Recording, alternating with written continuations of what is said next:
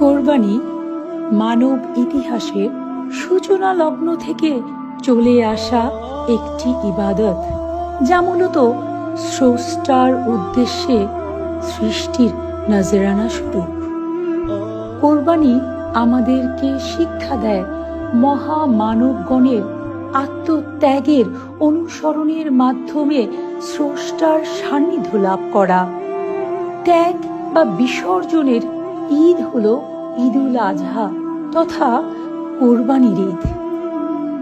শরীয়তের পরিভাষায় কোরবানি হল জিলহজ মাসের 10 তারিখ আল্লাহর সন্তুষ্ট অর্জনের উদ্দেশ্যে নির্দিষ্ট পশু জবাই করা।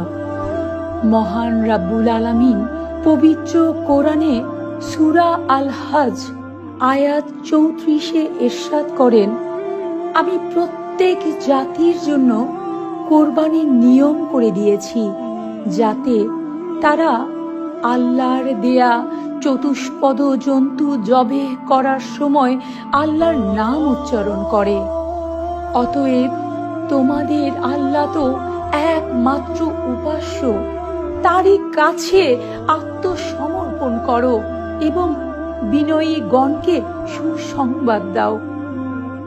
আরবি কুরবুন শব্দ থেকে কোরবানি শব্দের উৎপত্তি, যার আবিধানিক অর্থ হচ্ছে নৈকট্য লাভ করা।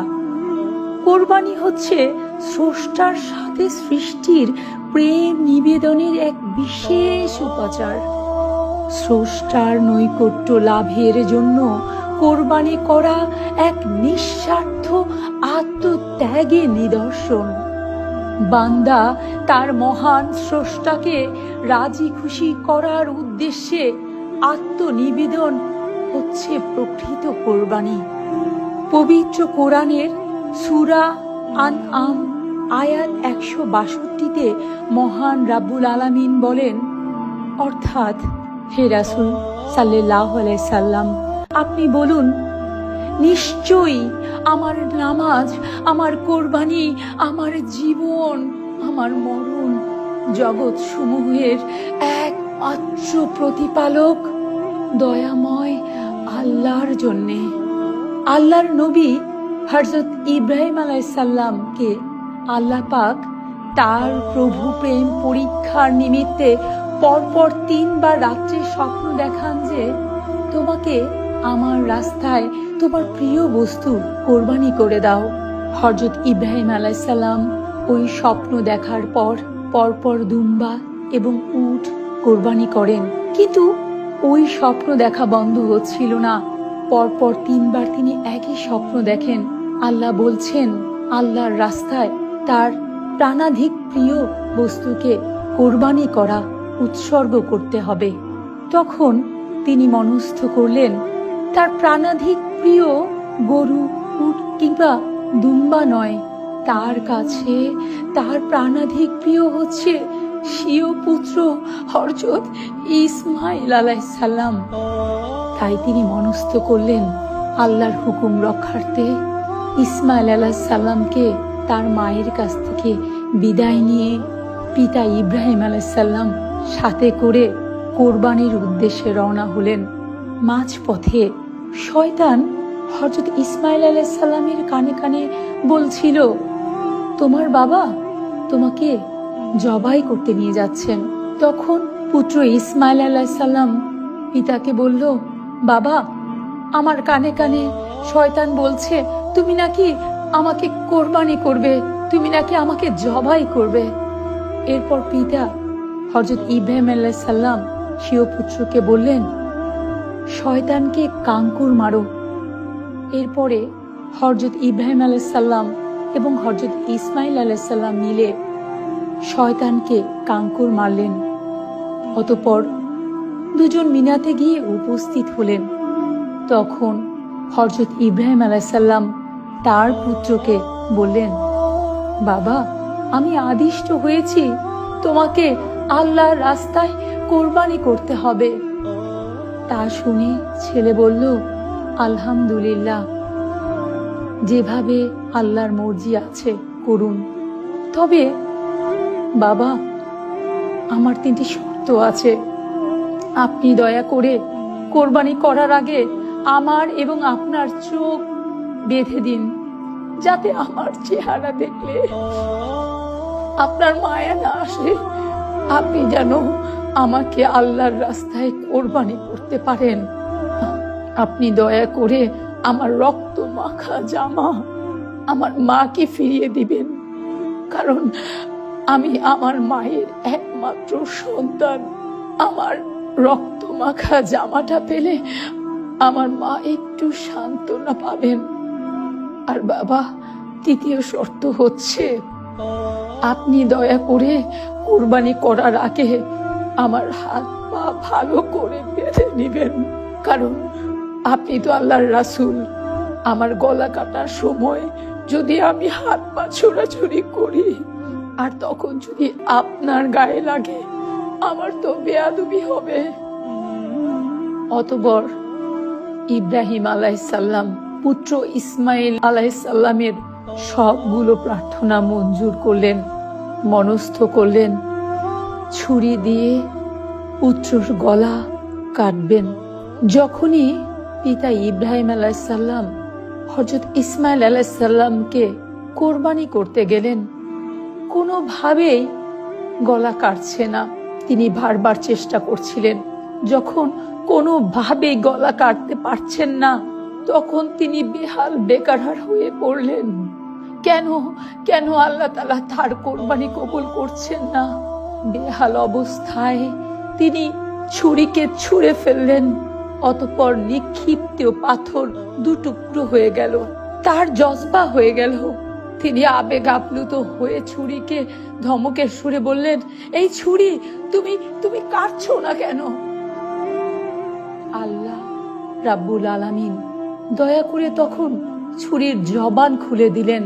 তখন ছুরি বলল, হে ইব্রাহিম আলাইহিসসালাম, আপনি তো একবার আল্লাহু আকবার বলে ছুরি চালিয়েছেন, অথচ আল্লাহ আমাকে শতবার করে বলছে, এই ছুরি সাবধান, ছুরি তুমি সাবধান, তুমি আমার বন্ধুর গলা কাটবে না। তবে আমি কার কথা শুনবো?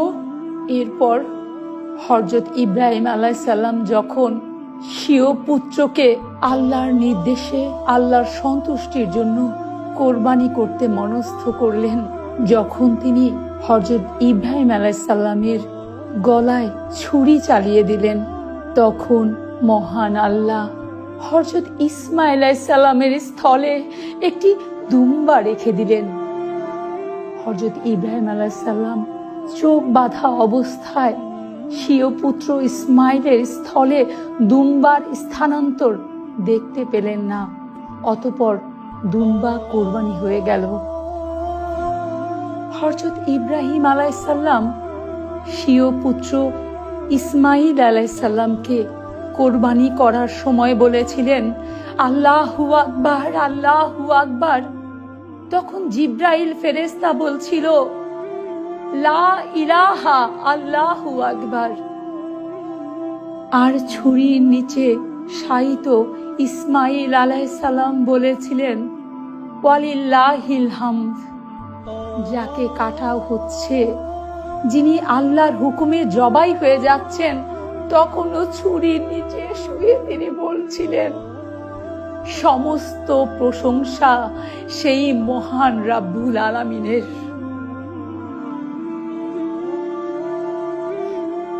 এভাবেই পিতা এবং পুত্র উভয়েই স্রষ্টার সান্নিধ্য লাভের তরে আত্মসমর্পণের এক কঠিনতম অগ্নি পরীক্ষায় উত্তীর্ণ হয়ে আল্লাহর বন্ধু খেতাবে বিভূষিত হন এবং আল্লাহর নৈকট্য লাভ করেন।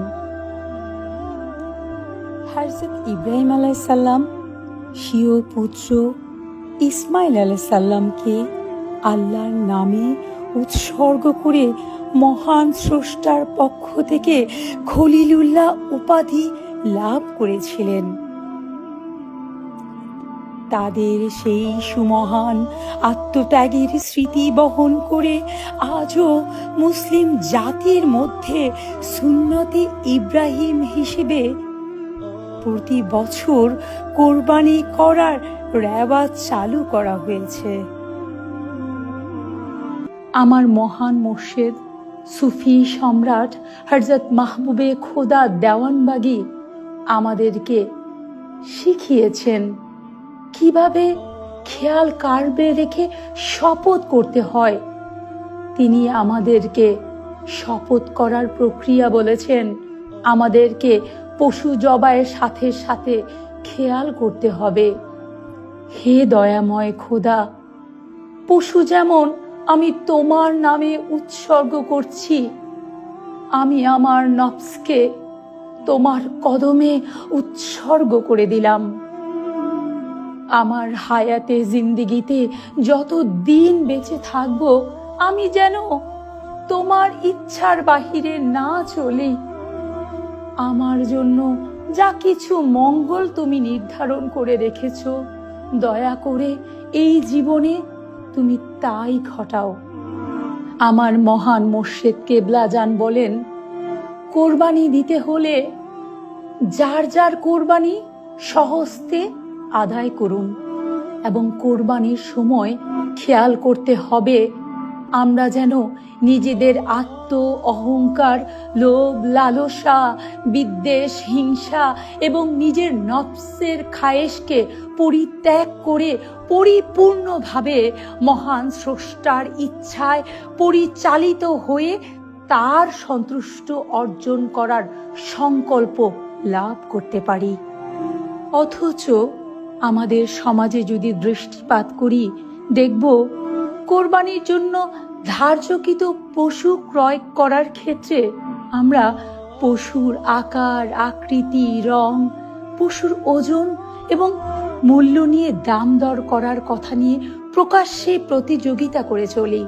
অথচ কোরবানির মূল লক্ষ্য উদ্দেশ্য হল মহামানবগণের আত্মত্যাগের নিদর্শন। আর জাহিরি পশু কোরবানির সাথে সাথে আমাদের খেয়াল করতে হবে আমাদের ভেতরের পশু প্রবৃত্তিকে, পশু চরিত্রকে যেন আমরা মহান স্রষ্টার নৈকট্য লাভে পরিপূর্ণরূপে আত্মসমর্পণ করতে পারি।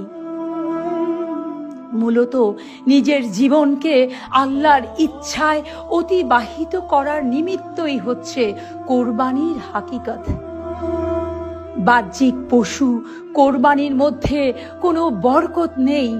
মূল কল্যাণ হচ্ছে, মূল বরকত হচ্ছে নিজের নাফসানিয়াতকে তথা ষড়রিপু, কাম, কুক্রোধ, লোভ, মদ, মোহ, মাৎসর্যকে আল্লাহর নামে উৎসর্গ করে দেয়া।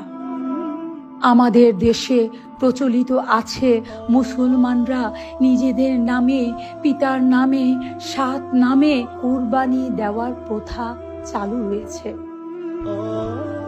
আমার মহান মুর্শিদ সুফি সম্রাট হযরত মাহবুবে খোদা দেওয়ানবাগী মুর্শিদ কেবলাজান এই ভ্রান্ত মতভেদের সংস্কার করে বলেন, কোরবানি বান্দার নামে নয়, বরং বান্দার পক্ষ থেকে আল্লাহর নামে দিতে হবে। আমাদের প্রিয় নবী হযরত মুহাম্মদ সাল্লাল্লাহু আলাইহি সাল্লামও নিজে কোরবানি দেওয়ার সময় নিয়ত করতেন, হে আমার আল্লাহ, হে আমার স্রষ্টা, আপনি আমার পক্ষ থেকে, আমার পরিবার পরিজনের পক্ষ থেকে, আমার উম্মতের পক্ষ থেকে আমার কোরবানি দয়া করে কবুল করুন। আমার মহান মুর্শিদের আহ্বানে এদেশের মুসলমানগণ প্রচলিত সেই ভ্রান্ত প্রথার অবসান ঘটিয়ে বান্দার পক্ষ থেকে আল্লাহর নামে কোরবানি দিয়ে নিজেদের শিরক করা থেকে বিরত রাখতে সক্ষম হয়েছেন। আলহামদুলিল্লাহ। পবিত্র কোরআনুল কারিমের সূরা আল হাজের আয়াত 37-এ আল্লাহ তাআলা বলেছেন, আল্লাহর কাছে কোরবানির গোশত বা রক্ত পৌঁছায় না, তার কাছে পৌঁছে তোমাদের মনের তাকওয়া। সম্মানিত আশিকে রাসূলেরা, আসুন আমরা যার যার কোরবানি আমরা যেন সহজে তা আদায় করতে পারি।